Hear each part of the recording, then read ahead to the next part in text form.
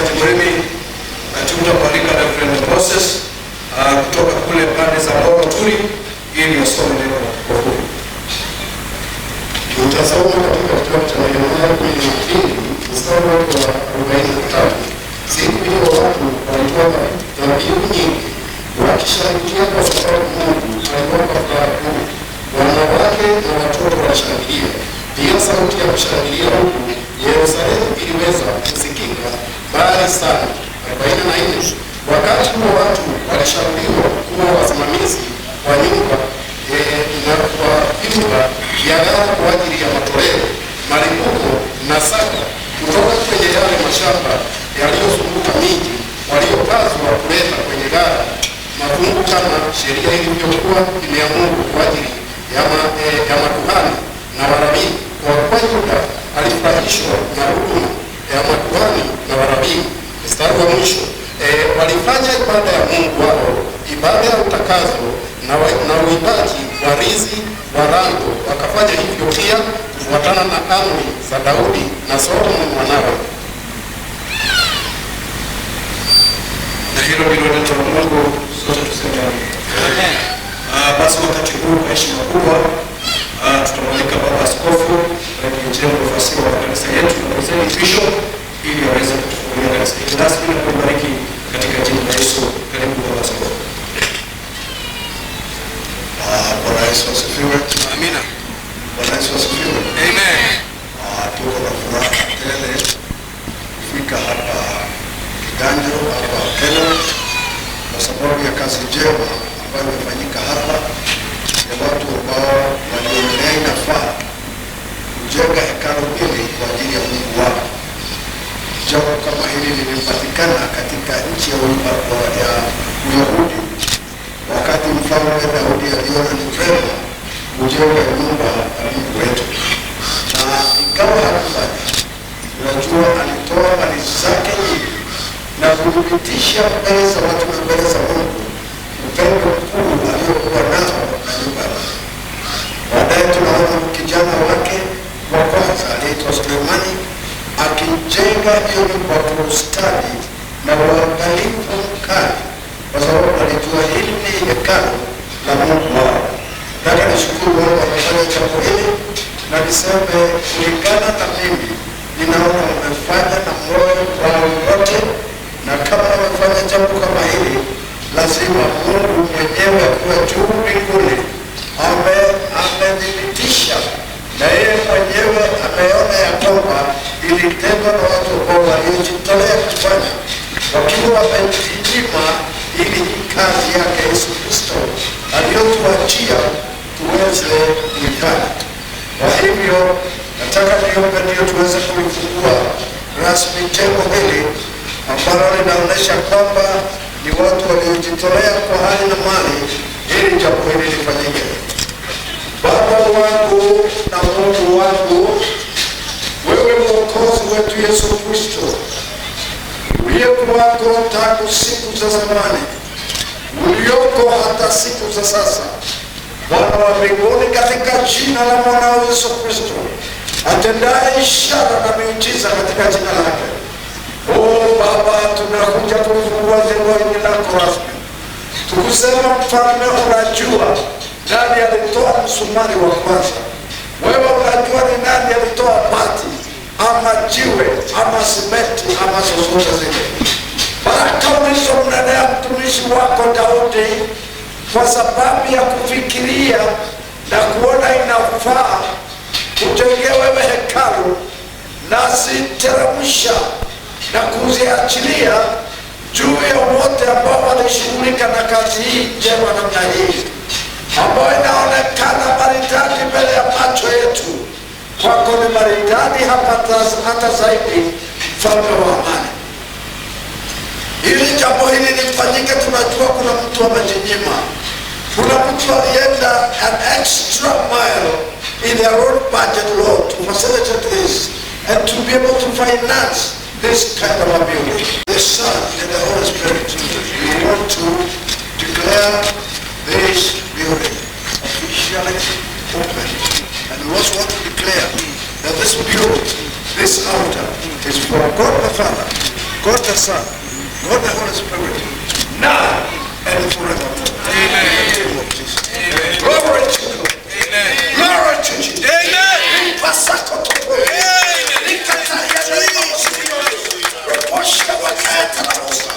The name of the Father, the Son, and the Holy Spirit. Amen.